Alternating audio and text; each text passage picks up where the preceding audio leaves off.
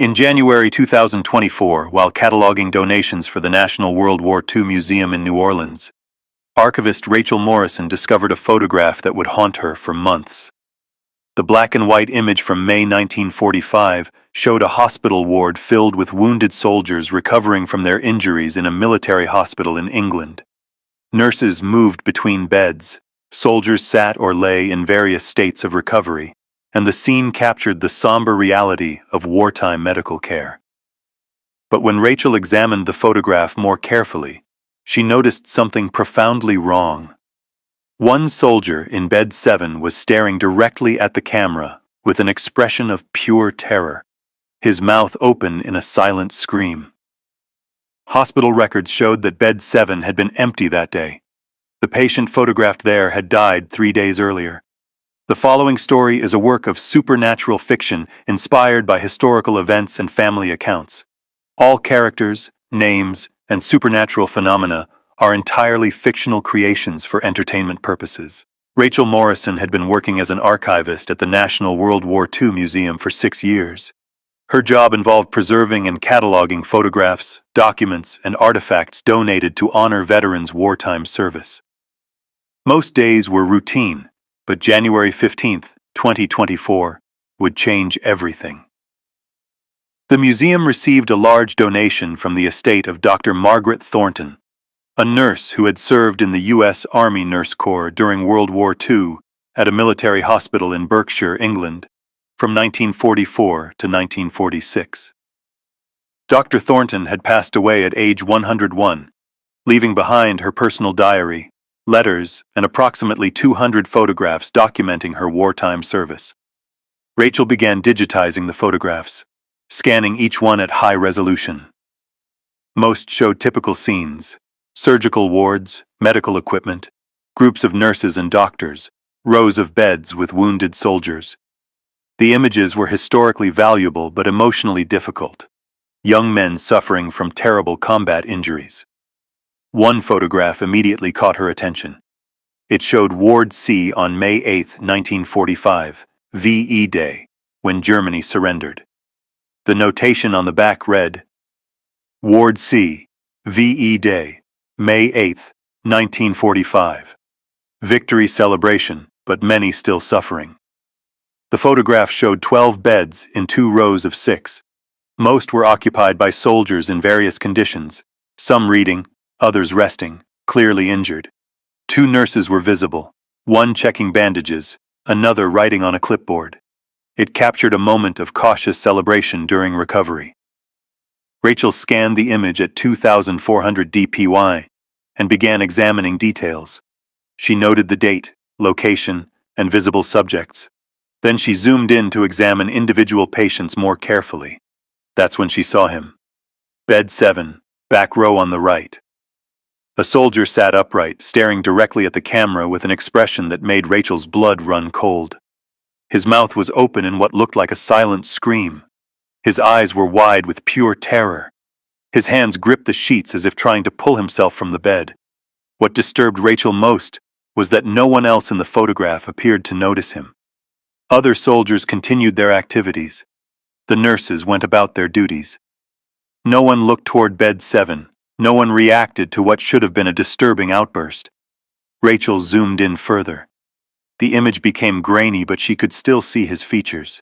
Young, probably early 20s, dark hair, thin face, and that expression of absolute terror that seemed to reach through 80 years.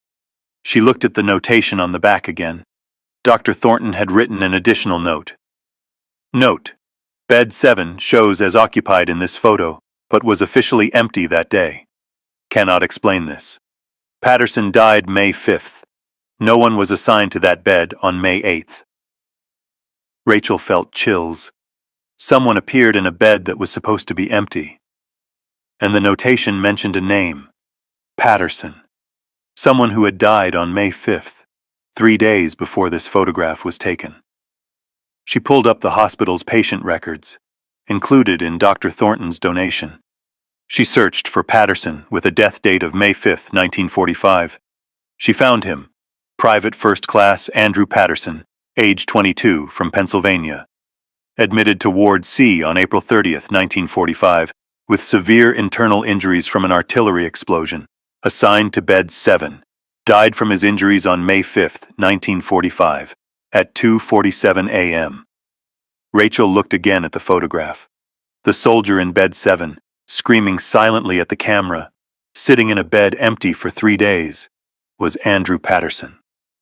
A dead man, appearing in a photograph taken 72 hours after his death, surrounded by living patients and nurses completely unaware of his presence. Rachel spent the entire day cross-referencing Dr. Thornton's photographs with hospital records.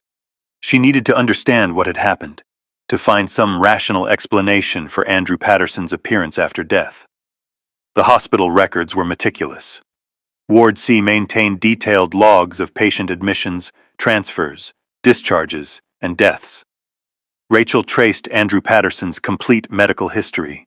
April 30th, 1945. PFC. Andrew Patterson, admitted to Ward C, bed 7. Injuries: severe internal trauma, broken ribs, internal bleeding from artillery shell explosion near Cologne, Germany. Prognosis: poor. Patient conscious but in severe pain. May 1st to 4th, 1945. Patient condition deteriorating. Multiple surgeries attempted to control bleeding. Patient increasingly agitated, reporting severe nightmares and claiming he can see something wrong in the ward. Sedatives administered. Medical notes indicate patient experiencing combat stress in addition to physical injuries. May 5th, 1945, 2:47 a.m. Patient expired from internal injuries and complications. Body removed to morgue at 4:15 a.m. Bed 7 stripped and disinfected. Bed to remain empty pending new assignment. May 6th to 7th, 1945. Bed 7 remains empty. Several nurses report feeling uncomfortable near bed 7, describing sensation of being watched. One nurse, Lieutenant Sarah Chen, requests not to be assigned to that ward section. Request granted. May 8, 1945, VE Day. Ward C photograph taken approximately 3 p.m. for victory celebration documentation. Bed 7 officially empty. No patient assigned. Yet the photograph clearly showed someone in bed 7. Rachel found Dr. Thornton's personal diary entry for May 8, 1945. Victory in Europe today. Should be joyous, but I can't shake a feeling of unease. We took a ward photograph this afternoon to mark the occasion. When I reviewed the shot afterward, I saw something impossible. Andrew Patterson appears to be sitting in bed 7. But Andrew died 3 days ago. I watched him die. I helped remove his body to the morgue myself. I showed the photograph to Lieutenant Chen and Nurse Williams. They both see him too. But none of us remember him being there when we took the photograph. The bed was empty. We're certain of it. Yet there he is in the image, clear as day, staring at the camera with the most dreadful expression. We've agreed not to report this. Who would believe us? They'd think we're suffering from exhaustion or combat stress. But I know what I see. Andrew Patterson is in that photograph, and he shouldn't be. The look on his face suggests he's trying to tell us something or warn us. But what? Rachel found more diary entries over following weeks. May 15, 1945. Bed 7 reassigned to new patient, Corporal James Miller. Miller reports severe nightmares every night, claims he sees someone standing beside his bed. Miller requests transfer to different bed. Request granted. May 22, 1945. Another patient, Private Robert Chen, assigned to bed 7. After one night, Chen became so agitated that sedation was required. Claims he saw a soldier in the bed with him, terrified and trying to communicate. Chen transferred to different ward at his request. June 1, 1945. Hospital Command has unofficially declared bed 7 unavailable for patient assignment. The real reason is that no patient can sleep in that bed without experiencing severe psychological distress. 3 patients in 3 weeks, all reporting the same thing. Someone is there. Someone who doesn't belong. someone who's terrified and trapped. June 10th, 1945. I've researched Andrew Patterson's death. Soldiers from his unit said the artillery shell killed 7 men instantly. Andrew was the only survivor from that explosion. He kept saying he should have died with them, that it wasn't right he survived. Survivor's guilt. But now I wonder, did Andrew feel he belonged with the dead? Is that why he can't leave bed 7? Rachel needed to understand who Andrew Patterson had been. She began standard genealogical research and discovered something unexpected in Dr. Thornton's donation. Several letters Andrew had written from the hospital between April 30th and May 4th. The letters had been found in his personal effects and kept because they documented a patient's psychological state in final days of life. Rachel read the letters, and her understanding shifted profoundly. May 1st, 1945, letter to his mother. Dear Ma, I'm alive. I know you got the telegram saying I died, but I survived. I'm in a hospital in England, but Ma, I don't think I should have survived. 7 of my buddies died in that explosion. 7 good men. Why did I live when they didn't? It doesn't feel right. I keep thinking I'm supposed to be with them, wherever they went. I feel like I'm in the wrong place, like I'm not supposed to be here anymore. May 2nd, 1945, letter to his father. Dad, the doctors say I'm not going to make it. Internal bleeding they can't stop. That telegram was right after all, just got the date wrong. But here's what's strange. I don't feel afraid of dying. What I feel afraid of is that I'm already dead and just don't know it yet.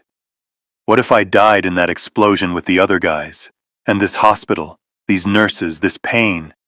What if it's all just my mind not accepting that I'm gone? What if I'm a ghost who thinks he's still alive? May 3rd, 1945, letter to his sister Katie. Katie, if I don't make it, and I don't think I will, I want you to know I love you. But I'm scared, not of dying, but of getting stuck. I keep having dreams where I'm trying to leave the hospital, but I can't. I'm trapped in my bed, and no one can see me or hear me, and I'm screaming for help, but no sound comes out. I wake up and I'm still in the hospital, still in this bed, and I can't tell if I'm awake or dreaming. What if when I die I get stuck in one of those dreams? What if I can't leave? May 4th, 1945, final letter, unsent, found in personal effects. I'm dying tonight. I can feel it. The doctors won't say it, but I know. Here's what I'm afraid of. I'm afraid I'm going to get trapped here. Not my body, but whatever part of me thinks and feels. I'm afraid it's going to get stuck in this bed, in this ward, unable to move on. The chaplain says when we die we go to heaven, but what if something goes wrong? What if I die but don't go anywhere? What if I just stay here, invisible, screaming, and no one knows? Rachel felt tears on her face. Andrew Patterson had literally predicted his own fate. He'd been terrified of becoming trapped between life and death, and somehow that fear had caused exactly that to happen. She found records showing Andrew had been buried in an American military cemetery in Belgium in May 1945.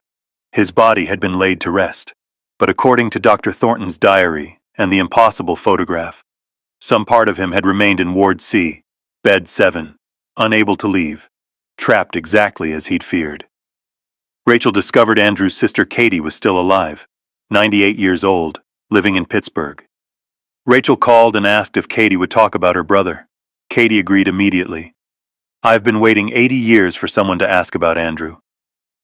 I've always known something was wrong with how he died. I felt it. My brother didn't rest properly. Rachel flew to Pittsburgh to meet Katie Patterson Williams. The elderly woman was sharp-minded and had been thinking about her brother for nearly 8 decades. Andrew was my baby brother, Katie began. He was 22 when he died. I was 25. We wrote to each other constantly during the war. His letters from the hospital terrified me. He sounded like he was losing his mind, talking about being trapped, about being a ghost who didn't know he was dead. I thought it was morphine or trauma, but now I wonder if he sensed what was going to happen. She showed Rachel Andrews' original letters, photographs of him in uniform, and 2 telegrams, one incorrectly reporting his death on April 29th, and the correction reporting his actual death on May 5th. Andrew didn't die easy, Katie continued. Dr. Thornton wrote to our family after he passed. She said he'd been in terrible pain, but more than that, terrible psychological distress. He kept saying he was already dead, that he was trapped, that he couldn't leave. Medical staff thought he was delirious, but Dr. Thornton's letter said something strange. Your son seemed to believe he was caught between life and death, and I fear he may have been right. Katie showed Rachel the letter from Dr. Thornton, dated June 1945, which contained an odd warning. I must tell you something unusual about your son's final days. Andrew spoke repeatedly about feeling trapped, about being unable to leave the hospital even after death. At the time, I thought these were confused words of a dying young man. But after his passing, several unexplained occurrences in Ward C have led me to wonder if Andrew's spirit became confused or trapped at the moment of death. I have prayed for him, and I encourage your family to do the same. My parents were religious, Katie said. They had masses said for Andrew every week for years. They believed he was trapped in purgatory. I wasn't sure what I believed, but I'll tell you what I experienced. Katie described something that made Rachel's skin prickle. In 1947, 2 years after Andrew died, I visited England. I felt compelled to go there, maybe to see where my brother spent his final days. I managed to visit the hospital. Ward C was still being used. I asked if I could see bed 7. The nurse got very uncomfortable. She said that bed had a reputation. Patients refused to stay in it. They reported nightmares, sensation of being watched, and some claimed they saw a young American soldier in the bed, looking terrified, trying to speak but making no sound. I stood by bed 7 for several minutes. I didn't see Andrew, but I felt something, a desperate energy, like someone needed help but couldn't communicate. I spoke out loud. I said, Andrew, if you're here, it's time to go home. The war is over. You're released from duty. You can rest now. The nurse told me later that after my visit, disturbances in bed 7 decreased significantly. Patients could finally sleep there. Maybe I helped him. Maybe it was coincidence. But I've always believed some part of my brother was trapped there. Rachel asked the haunting question.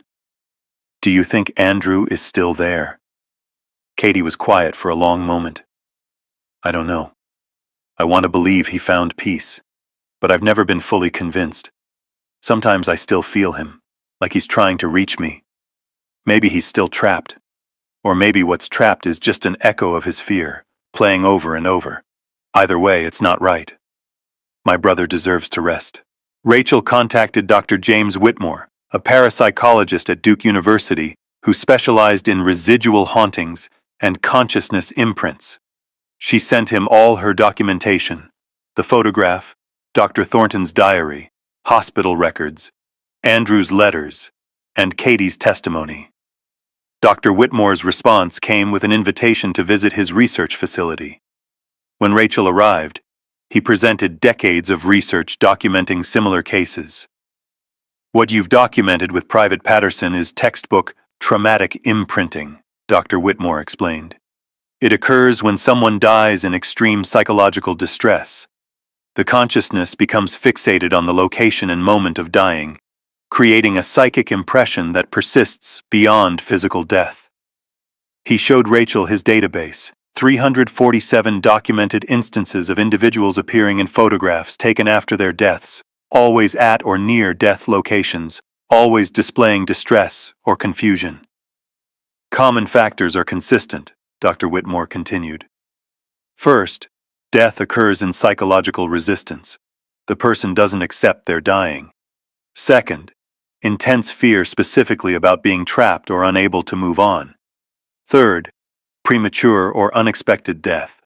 Fourth, survivor's guilt or belief the death was wrong, somehow. Rachel reviewed case after case. The patterns matched Andrew's experience eerily. A firefighter died in a 1968 building collapse, having told coworkers minutes before he should evacuate, but couldn't leave his position. Appeared in photographs days after death, always in the same position, looking panicked. A surgery patient died in 1982. Having expressed intense fear, she'd get stuck under anesthesia. Hospital staff reported her presence in the operating room for months. Security cameras captured indistinct figures matching her description. A soldier died in Iraq in 2006, having written days before expressing terror that if he died, no one would find his body. Multiple soldiers reported seeing him at the death site for years, appearing exactly as he had at death. Military cases are particularly well documented, Dr. Whitmore explained, because military personnel keep detailed records and take photographs. We have over 80 cases of soldiers appearing at death sites after confirmed deaths. He pulled up a map showing locations spanning multiple conflicts: World War II, Korea, Vietnam, Iraq, Afghanistan. The phenomenon wasn't limited to any particular period. Here's what disturbs me most, Dr. Whitmore said. In cases we can follow up years later, many presences continue. Private Patterson appearing in 1945 wasn't a one-time occurrence. If patterns hold, his consciousness is likely still associated with that location even now, 79 years later. Rachel felt chills. Are you saying Andrew Patterson might still be trapped almost 8 decades later? The location has changed, Dr. Whitmore said. The hospital was converted to other uses after the war. But if the consciousness imprint is strong enough, it persists through physical changes. We've documented cases where buildings were demolished and rebuilt, yet the same presences continued at the geographic coordinates where original deaths occurred. He showed Rachel a disturbing case: a hotel built on a World War I field hospital site. Guests in rooms corresponding to specific ward locations reported seeing soldiers in period uniforms, always distressed, appearing strongest in areas corresponding to specific bed locations from the original hospital. The implication is profound, Dr. Whitmore said. If consciousness can become fixated on a location at death, unable to progress, then some unknown number of deceased individuals may be trapped in psychological purgatory, aware, distressed, unable to communicate with the living or move beyond their death moments. It's suffering we can barely comprehend. Rachel made a decision. She would travel to England and visit the location where Ward C had been, where Andrew Patterson had died and potentially remained trapped for nearly 8 decades. Rachel traveled to England in March 2024 to visit the location where Ward C had been. Research showed the military hospital had been decommissioned in 1948, converted to a civilian medical facility, then in 1973 closed and converted to residential apartments. Ward C had been divided into 3 separate units.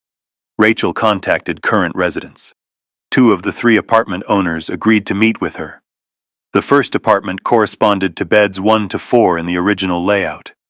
The owner, Patricia Green, had lived there 15 years and reported nothing unusual.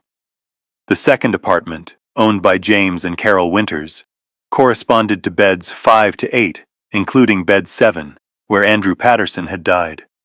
I'm glad you're here, Carol said immediately. We've been experiencing things in this flat for 3 years that we can't explain. Maybe you can help us understand. The Winters led Rachel through their apartment, using Dr. Thornton's photographs. Rachel oriented herself. Bed 7 would have been approximately in what was now the guest bedroom. That room, James said, pointing. We can't get anyone to stay overnight. Friends, family, they all report the same thing. They wake up feeling like someone is in the room with them, someone terrified and trying to communicate but can't. Some actually see a young man in old military uniform sitting on the bed edge, looking panicked. Carol added, We've had the room investigated, electricians, carbon monoxide checks, everything rational. Nothing explains it. But here's the strangest part. It only happens to certain people. Not everyone experiences anything. But those who do describe the exact same thing: a young American soldier, early 20s, dark hair, thin face, looking terrified. Rachel's heartbeat accelerated. That description matched Andrew Patterson perfectly. "Can I spend time in that room?" Rachel asked. "I'd like to document whatever presence might be there." The Winters agreed. Rachel set up equipment: cameras, audio recorders, electromagnetic field detectors, temperature sensors. Then, as evening fell, she sat in the approximate location where bed 7 would have been and waited. For 2 hours, nothing happened. Everything read normal. Rachel began wondering if this was pointless. Then, at 2:47 a.m., the exact time Andrew Patterson had died on May 5, 1945, everything changed. The temperature plummeted. Rachel's breath became visible. Electromagnetic detectors began registering strong, fluctuating readings. And Rachel became aware of a presence, not visible, but undeniably there. A feeling of desperate, trapped consciousness, trying to make itself known. Rachel spoke aloud. "Andrew? Andrew Patterson? If you're here, I'm trying to help you. My name is Rachel Morrison. I've researched what happened to you in 1945. I've talked to your sister Katie. She wants you to know it's okay to leave. The war is over. You can rest now." The electromagnetic readings spiked. The temperature dropped further. And then, on Rachel's digital camera set to photograph every 10 seconds, something appeared. The camera captured an image showing the room as Rachel saw it. Modern furniture, walls, equipment. But superimposed over it, like a double exposure but far more distinct, was another image. The hospital ward as it had been in 1945. Beds in rows, medical equipment. And in bed 7, exactly where Rachel sat, Andrew Patterson, sitting upright, mouth open in a silent scream, eyes wide with terror, staring directly at the camera. The image lasted exactly 1 frame, 10 seconds. Then it was gone, subsequent photos showing only the modern apartment. But Rachel had her proof. Andrew Patterson was still there, still trapped, still experiencing his death moment repeatedly, unable to move forward, exactly as he'd feared in his final letters. Back in the United States, Rachel worked with Dr. Whitmore to understand how to help Andrew. Dr. Whitmore explained his research on successful releases, cases where trapped consciousnesses had ceased manifesting after interventions. "We've documented 47 successful releases. They fall into categories. The most effective involves what I call psychological resolution, addressing whatever trapped the consciousness. For soldiers with survivor's guilt, families of the deceased comrades must explicitly forgive the survivor for surviving." Rachel understood immediately. Andrew couldn't leave because he couldn't forgive himself for surviving when 7 friends died. The families of those 7 soldiers needed to offer forgiveness. Over 3 months, Rachel tracked down families of the 7 soldiers who died in the artillery explosion with Andrew on April 29, 1945, near Cologne, Germany. All 7 had descendants living today. Rachel contacted each family, explained what she'd discovered, and asked if they'd participate in an intervention. Most families agreed, moved by the idea of helping end another family's suffering. One family initially hesitated, but was convinced when James Washington's granddaughter, Dr. Evelyn Washington, a retired minister, shared a letter her grandfather had written before deploying. "If something happens to me and some buddies survive, please don't let them feel guilty. Surviving is the hardest job. That's burden enough without adding guilt." In June 2024, Rachel organized what Dr. Whitmore called a resolution ceremony at the Berkshire apartment that had been Ward C. The Winters allowed their guest bedroom to be used. 23 people attended, representatives from all 7 families. Katie Patterson Williams's grandson, Katie had passed away in April, Dr. Whitmore, Rachel, and the Winters. The ceremony was scheduled for 2:47 a.m. on May 5th. Exactly 79 years to the minute after Andrew's death. Dr. Whitmore explained, Each family will speak directly to Private Patterson, acknowledging their loss and explicitly releasing him from guilt. The key is genuine emotion and sincere forgiveness. This is real compassion across time, offering absolution to someone trapped in guilt for 8 decades. At 2:30 a.m., families formed a circle around where bed 7 had been. The temperature had already dropped, a sign Andrew's presence was manifesting. At 2:40 a.m., electromagnetic detectors registered strong activity. Several people felt a desperate, confused presence. At 2:45 a.m., families began speaking. Michael O'Brien's granddaughter went first. Private Andrew Patterson, I'm Sarah O'Brien. My grandfather was Private Michael O'Brien. He died in the explosion with you. He was 19. I never met him, but I know he wouldn't want you to suffer for surviving. On behalf of my family, and in memory of my grandfather, I release you from guilt. You didn't choose to survive. You simply did. That's not a crime. My grandfather would forgive you. We forgive you. You can let go now. One by one, representatives from each family spoke similar words. Some cried, some paused to compose themselves. But each delivered the same message. You are forgiven for surviving. You can rest now. At 2:47 a.m., Katie's grandson delivered the final statement. Andrew, I'm David Williams, Katie's grandson. Katie tried to help you her whole life. Before she died, she asked me to tell you, the war is over. All the boys you worried about are at rest. It's time to come home. Katie is waiting for you. You don't have to stay in this room anymore. You can leave. We give you permission. You're forgiven. You can go home now. For a moment after David's words, nothing happened. Then Rachel's cameras captured something extraordinary. Andrew Patterson's image became fully solid and clear, more present than ever documented. He looked around the room at the gathered families, his expression transforming from terror to wonder to gratitude. And then he smiled, the first time anyone had seen him smile. He mouthed words the audio equipment captured, faint but clear. Thank you. I'm sorry. Thank you. The electromagnetic readings suddenly flatlined. The temperature rose rapidly back to normal, and Andrew Patterson's image faded away. Not gradually, but peacefully, like someone finally allowing themselves to sleep after being awake too long. The room felt different immediately. The oppressive, desperate energy was gone, replaced by peace and completion. James Winters spoke first. He's gone. I can feel it. Whatever was here isn't anymore. The room feels normal. Finally normal. Rachel checked all equipment. Every recording showed the same pattern. Intense, anomalous activity until 2:47 a.m., then sudden cessation. Thermal cameras showed temperature spike back to normal within seconds. Photographs showed Andrew's image appearing progressively clearer as each family spoke, then fading entirely after David's message. Dr. Whitmore examined the data with tears in his eyes. It worked! After 79 years, Andrew Patterson is finally free. The trap is broken.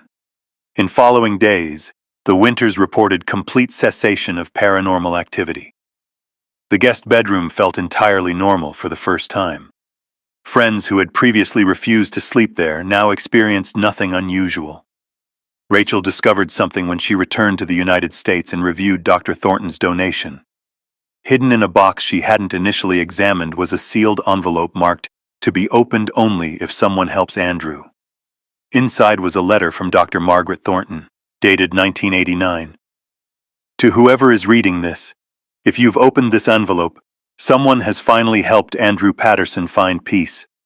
I've carried the burden of his suffering for over 40 years. I was there when he died. I was there when he appeared in that photograph 3 days later. I watched him become trapped, unable to rest, unable to leave. I tried to help him. I had priests bless the bed. I spoke to him, telling him he could go. Nothing worked. I understood his trap wasn't physical. It was psychological. He couldn't leave because he couldn't forgive himself for surviving. I knew what needed to happen. Families of the men who died with him needed to forgive him. But in 1945, I couldn't orchestrate that. Those families were grieving. How could I ask them to forgive someone for living when their loved ones died? But I hoped someday, when enough time passed, someone would have the wisdom and compassion to bring those families together and offer Andrew the absolution he couldn't give himself. If you've done this, if you've freed Andrew from his 79-year trap, thank you. Thank you for having the courage to do what I couldn't. Thank you for ending his suffering. Please document what you did. Please share it with researchers. Because Andrew isn't the only one. There are others, soldiers and civilians who died in guilt and fear and became trapped. If we can develop protocols for releasing them, we might help countless trapped souls find peace. This is important work. Don't let it end with Andrew. Dr. Margaret Thornton, November 1989. Rachel worked with Dr. Whitmore to develop a formal protocol for consciousness release interventions, documenting every step they'd used. The protocol was published in the Journal of Paranormal Research in August 2024. By year's end, 12 additional trapped consciousnesses had been successfully released using the protocol. Each represented someone who had suffered in psychological purgatory for years or decades. The original 1945 photograph remained in the museum, properly labeled Private First Class Andrew Patterson, Ward C, Bed 7, May 8, 1945. Photographed 3 days after death, trapped by survivor's guilt. Released May 5, 2024, after 79 years. Andrew Patterson had finally come home. The 1945 photograph of a hospital ward looked unremarkable until closer examination revealed that one patient, Private Andrew Patterson, in Bed 7, had died 3 days before the image was taken. Rachel Morrison's investigation uncovered evidence that Patterson's consciousness had become trapped at his death location for 79 years, unable to forgive himself for surviving when 7 comrades died. Only when families of the fallen gathered to explicitly forgive him for living could Patterson finally find peace. His case established protocols now used to release other trapped consciousnesses and taught the living a crucial lesson. Forgive yourself before death, or risk remaining trapped in your guilt forever.